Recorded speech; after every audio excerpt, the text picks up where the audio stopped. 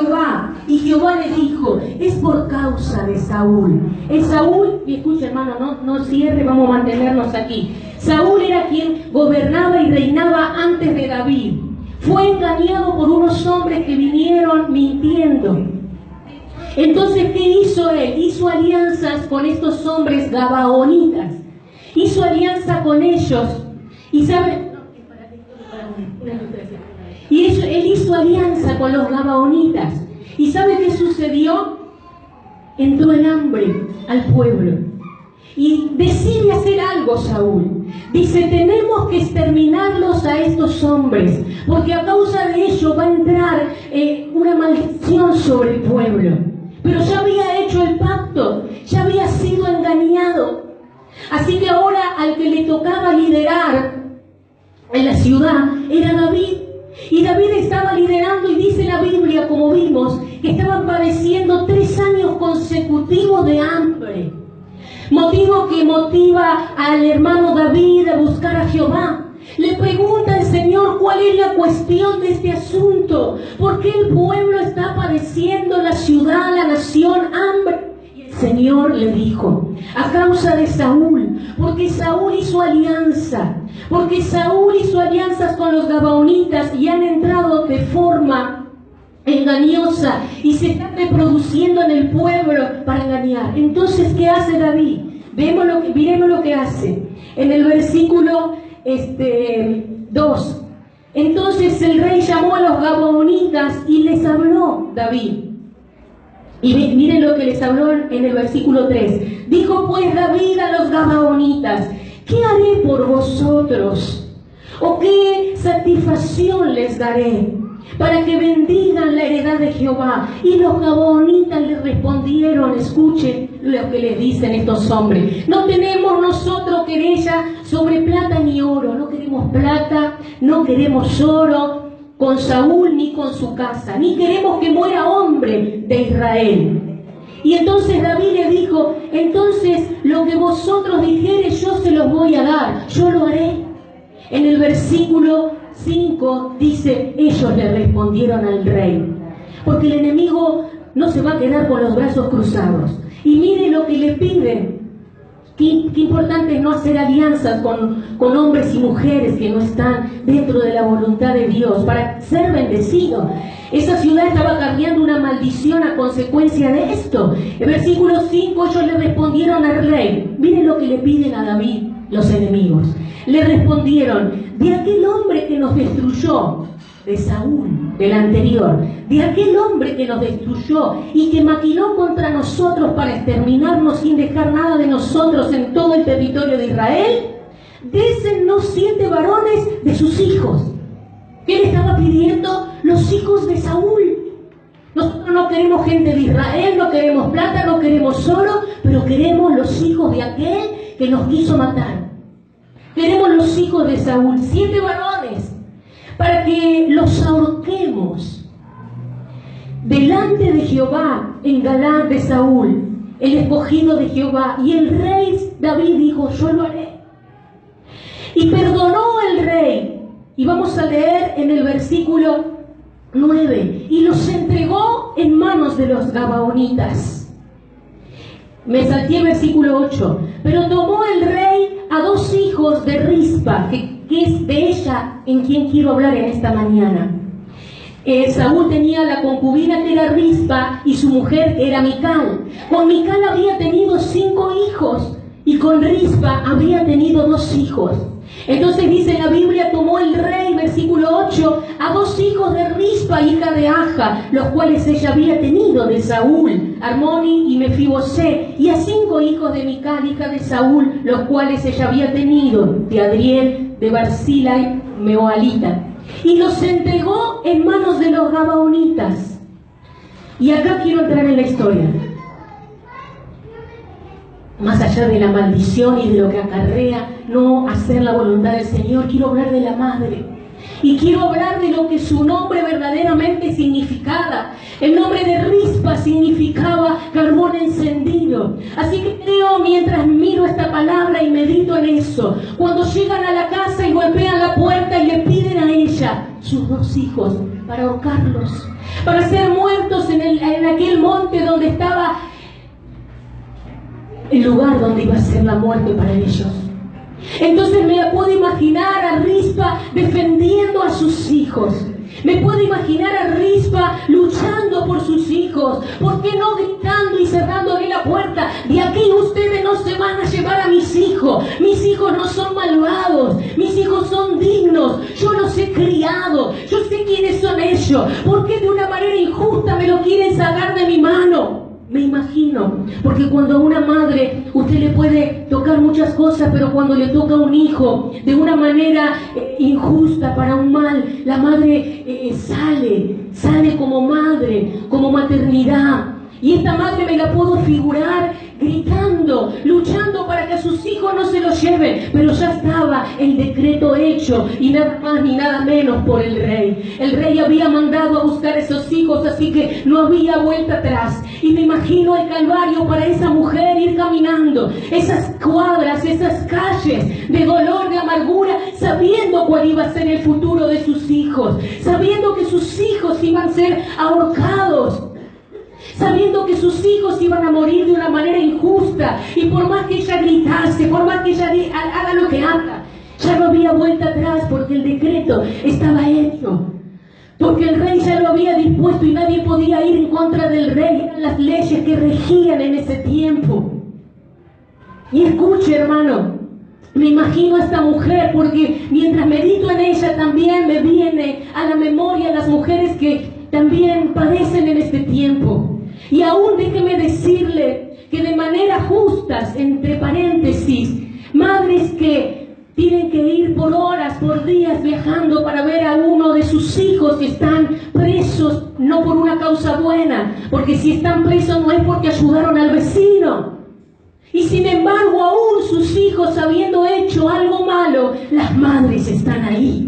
La madre espera el tiempo para verlo. La madre se aproxima el viernes, sábado, domingo y hace cola y viaja un día antes en micro para estar en la puerta y ser quien pueda ver a su hijo. Porque una madre ama a pesar de que su hijo se pueda equivocar. ¿Cuántos dicen amén? A pesar de que su hijo se pueda errar el camino, la madre ama. Imagínese que su hijo no había hecho nada malo. Imagínese esta mujer cómo podría haber estado en este momento cuando de una manera indigna le roban, le sacan de la mano para nunca más verlo las dos joyas preciosas que tenía como bendición, y eran sus hijos. Y dice la Biblia, dice la palabra del Señor, mire lo que dice en el versículo 9. Y los entregó en manos de las gabaonitas y ellos los ahorcaron. ¿Sabe lo que hicieron estos hombres? Tomaron estos 7 hijos que eran de Saúl, 2 eran de Rispa, y tomaron públicamente delante de toda la gente que estaba ahí en Israel, porque se hacía público, y dice la palabra de Dios que ellos lo ahorcaron. Así que la madre, cual María viendo a Jesús sufrir, la madre estaba viendo el sufrimiento en carne viva. La madre estaba viendo junto con las demás personas el sufrimiento delante de sus ojos. No se lo trajeron muertos, sino que ella presenció la muerte de ellos. Ella estaba ahí viviendo esa situación de agonía. De una manera injusta los estaban colgando, en una manera pública. ¿Y sabe cuál era el propósito y la maldición que tenían que tener? Según estos gabaonitas le dijeron, ellos tenían que morir. Y fíjese lo que dice, y lo ahorcaron. En el versículo 9 dice, y ellos los ahorcaron en el monte delante de Jehová, y así murieron juntos aquellos 7, los cuales fueron muertos en los primeros días de la siega, al comenzar la siega de la cebada. Lo más lógico hubiera sido que lo maten y luego lo lleven y lo entierren. Lo más lógico hubiera sido que a ellos lo ahorcan, lo matan y lo llevan al sepulcro, a la sepultura. Pero no, ¿sabe lo que querían ellos? En una manera de venganza, en una manera de ira, en una manera de querer cobrarse. ¿Sabe lo que hicieron? Ellos determinaron que los cuerpos quedasen colgados y que las fieras del campo y que las aves del cielo lo coman hasta consumirlo. Entonces termina el momento tan dramático para la madre, porque quien lo estaba sufriendo en primera persona y en carne viva, quien lo tuvo dentro de su vientre por 9 meses fue ella. Así que el sufrimiento de ella era el personal. Aunque los demás podían llorar a su alrededor, aunque los demás podían estar por ese momento, todos, una vez terminado esto, salieron a sus hogares. Todos se fueron, vieron la escena y el cumplimiento de lo que este gabaonita le pidió a David. Y los cuerpos quedan ahí, a la intemperie. Entonces cuando termina este asesinato, cuando termina esta matanza, cada uno se va a su hogar. Pero la mamá, no. Todos se fueron, menos ella. Y ahí es donde me admira esta palabra. Ahí es donde me motiva el Espíritu para decirte en esta mañana la entereza que tenía esta madre, la confianza que tenía esta madre, la fe que tenía esta madre. Porque ella se podría haber ido y dejarlos, pero ella dijo: no, mis hijos serán reyes, mis hijos no merecen una muerte para que las fieras le coman sus carnes, mis hijos no van a morir por las aves del cielo para que vengan a picotearlo. Y estaban muertos. Y dice la Biblia que la madre fue. Cuando todos se habían ido, ella no se fue de al lado de los cuerpos. Y dice la Biblia que ella tomó un manto. Léalo conmigo. Dice la Biblia: y ella tomó un manto. En el versículo 10. Entonces Rispa, hija de Aja, tomó una tela de cilicio y la tendió para sí sobre el peñasco desde el principio de la siega hasta que llovió sobre ellos agua del cielo. Y no dejó que ninguna ave del cielo se pose sobre ellos de día, ni fieras del campo de noche. ¿Sabe lo que hizo esa madre? No se fue a la cama, no se fue a su hogar, se instaló al lado de los cuerpos de sus hijos. Y había una roca ahí, y los cuerpos tendidos, y ella se vistió de cilicio. Ella hizo luto por sus hijos, pero no los dejó aún muertos.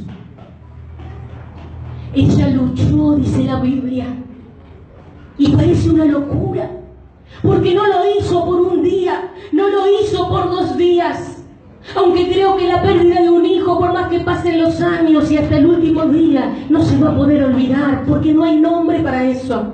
Pero ella peleó por sus hijos muertos. Y dice la Biblia que tomó la tela de cilicio cuando todos se fueron y la arrojó sobre el peñasco de día y de noche. La casa de ella no era su casa, era estar al lado del féretro de sus hijos. Pero ella no permitió que ninguna ave del cielo en el día, ni en la noche, en el día, vuele y coma las carnes de sus hijos. Miren lo que es. Algunos dirían: es una locura. Y más de uno habrán pasado por aquel monte, sus amigas, sus vecinos, y habrán dicho: mirá la Rispa, está loca. Está loca. Está al lado de sus hijos, los cuerpos muertos. Pero ella luchaba. Ella agarraba y ella peleaba con las fieras. Y no permitía cuando venía el león. Estoy hablando de fieras, dice la Biblia. Estoy hablando de aves. Venían las aves de rapiña porque había olor a muerte. Venían los fieras del campo para comer esa carne. Y ella, como madre, luchaba con las fieras. Y no permitía, y ella declaraba: ustedes son hijos del reino, ustedes no van a morir de esa manera. Yo voy a pelear por esto, yo voy a pelear por ustedes. No voy a permitir que ni las aves del cielo ni las fieras del campo tomen su cuerpo. Y luchaba día tras día, noche tras noche. Y me imagino en sus noches, agotada porque encima en la ciudad había hambre. Pero una mujer que pelea por sus hijos pierde el hambre, pierde peso, pierde la vergüenza, saca de adentro de su vida el amor incondicional. Y me imagino a ella apoyando su cabeza la noche sobre el peñasco, que representa, la peña representa el pedregullo, la piedra esa, la roca esa representa a Cristo. Y más de unas noches vamos a estar y padecer la soledad, que no va a haber nadie, solo tú y Él en medio de tu problema, en medio de tu amargura. Pero si nos atrevemos a poner la cabeza sobre la roca, vamos a tener victoria. Si nos atrevemos a levantar la tela de la oración, vamos a derribar las fieras, vamos a derribar las aves que quieren venir a comer lo que no les pertenece. ¡Qué locura! Decían las amigas. ¡Qué locura! Decían los vecinos. Porque esta mujer no estuvo peleando con fieras y aves. Por allá venía el ave de rapiña y me la imagino agarrando las piedras. ¿Qué vas a tocar? ¿Qué vas a tocar? Y ella habrá sacado fuerza de donde no las tenía, y por allá venía un lobo, y ella con piedras, y ella con fuerza peleaba para que no toquen el cuerpo de sus hijos, los cuerpos de sus hijos. Y no fue un día, no fue una semana, no fue un mes, no fueron 2 meses, fueron 6 meses que permaneció ahí. Fueron 6 meses de lucha para que sus hijos tengan una muerte algo digna. Esta fue para mí una de las primeras mujeres que levantó, que sin necesidad de tener una cámara de televisión, que sin necesidad de tener internet, fue una mujer que clamó justicia.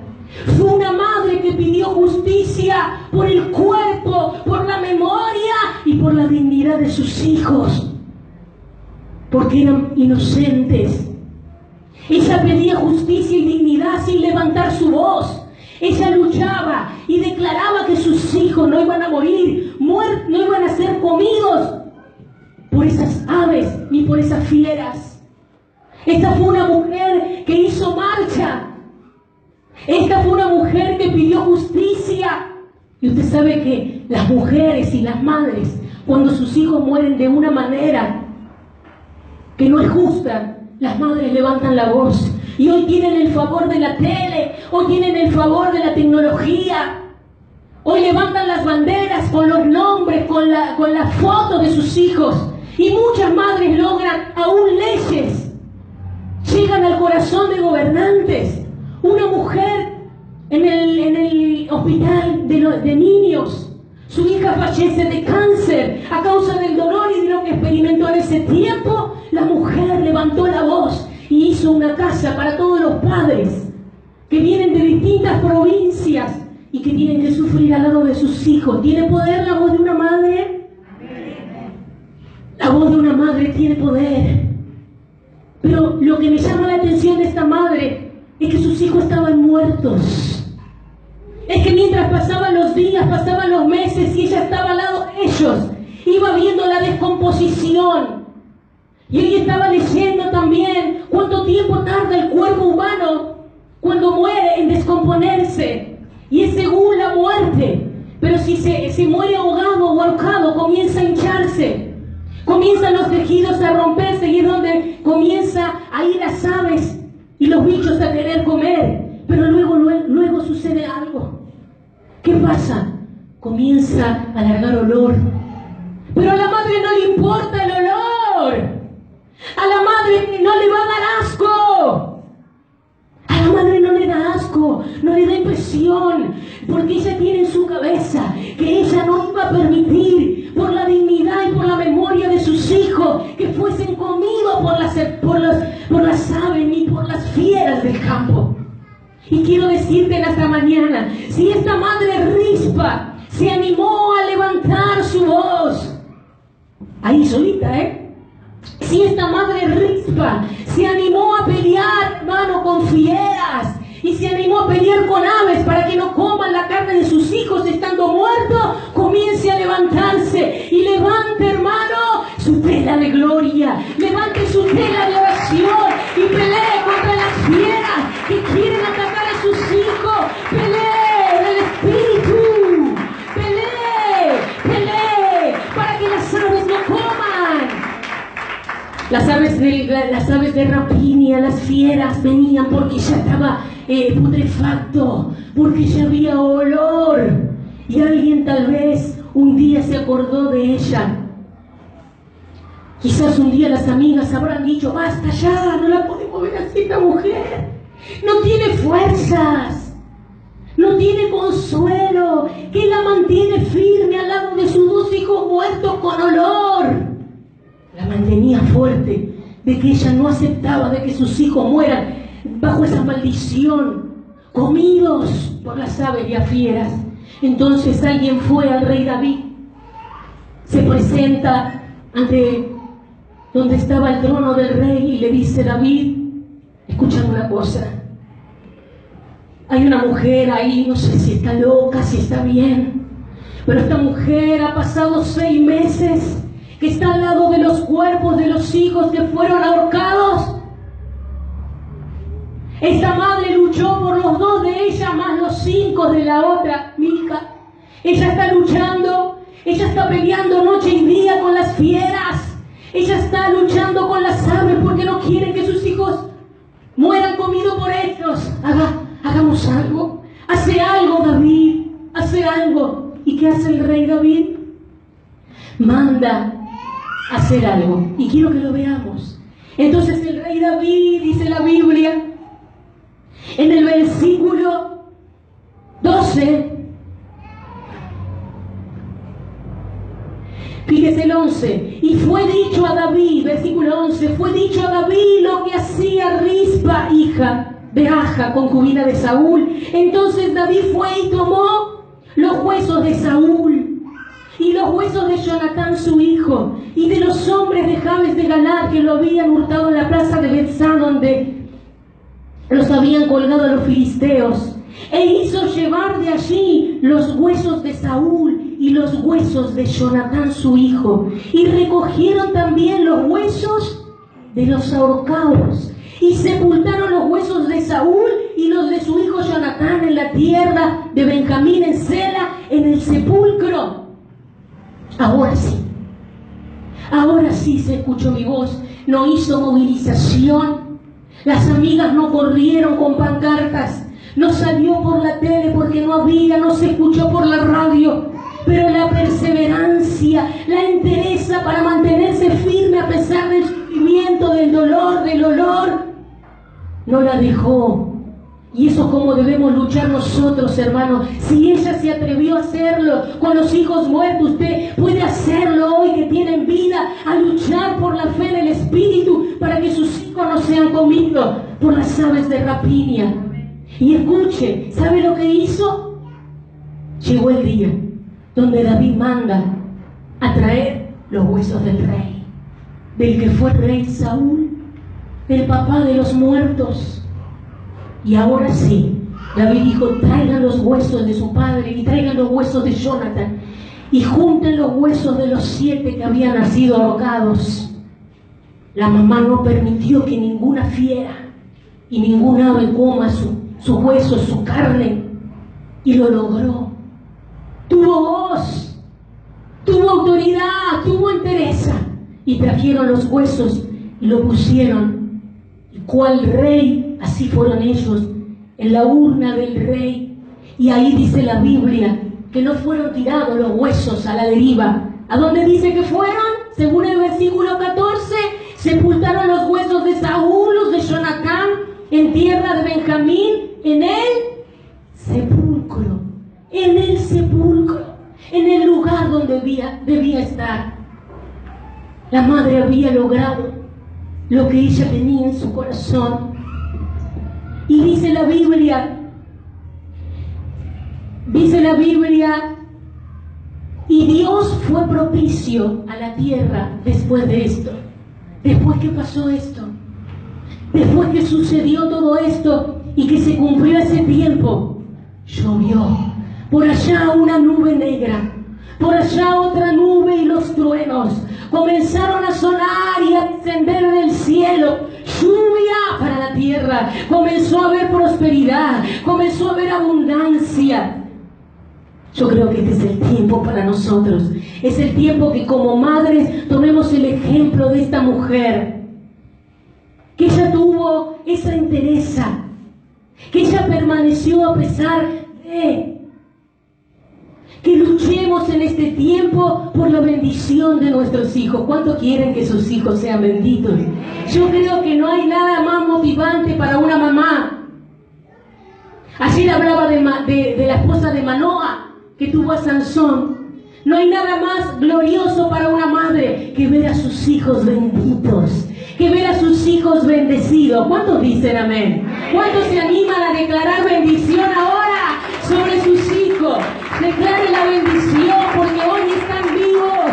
Declare la bendición para que ninguna muerte espiritual los coma, sino que levante su voz como una mujer, como lo hizo Rispa, que no se cayó. Fíjese que Mical, la que tenía 5 hijos que estaban ahí muertos, no dice que se haya quedado. Habla de Rispa. Y cual carbón encendido, que significa su nombre, no le importó el frío.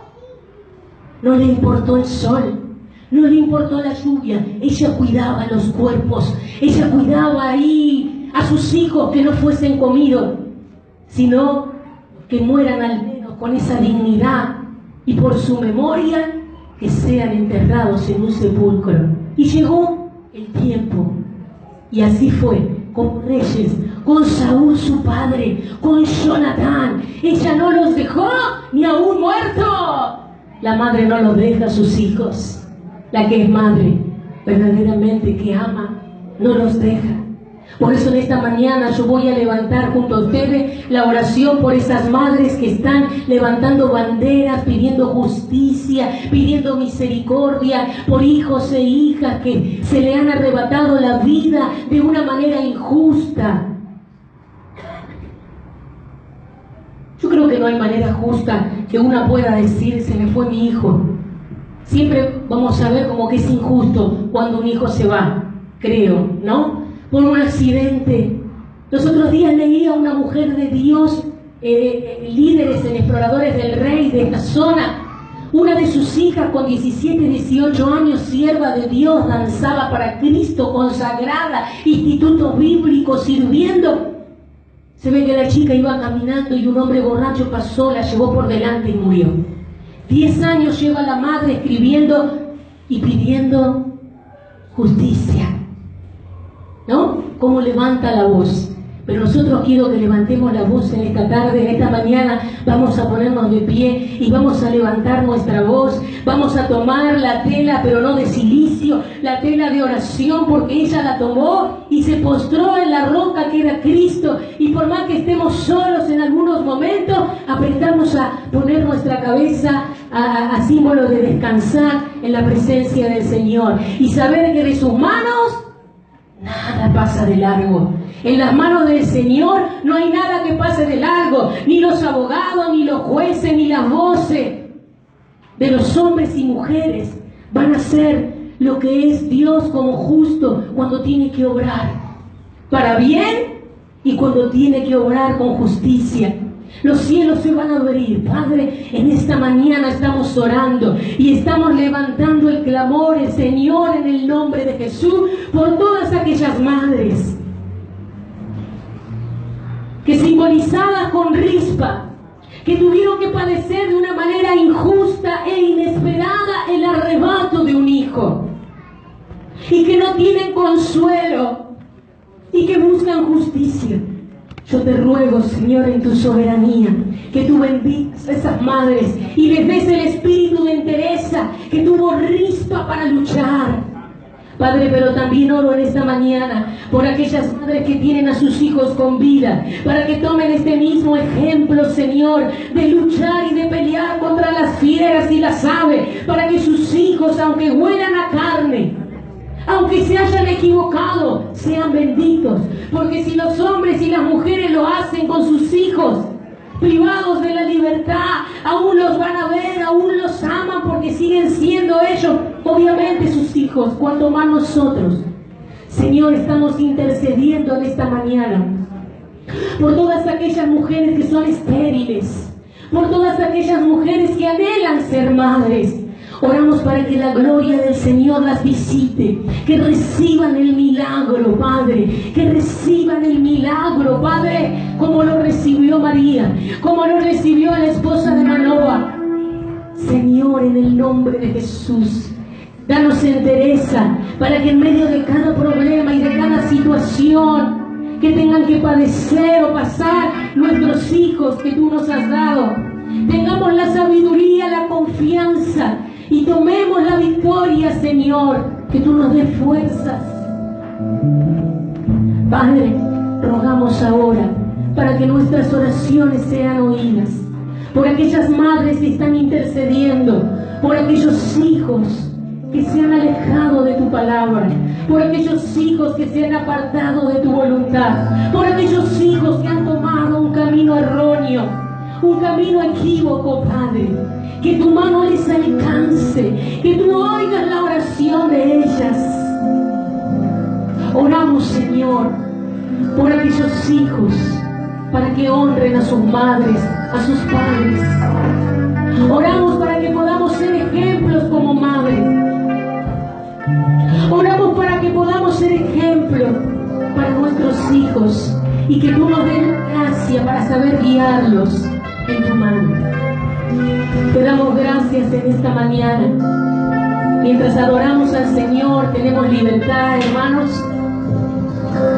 para bendecir a nuestros hermanos. Si alguien necesita oración, puede estar pasando. Si no, estamos en libertad y deseamos bendición para su vida. Que Dios bendiga a cada madre, que Dios bendiga a cada padre, que Dios bendiga a cada hijo, cada familia.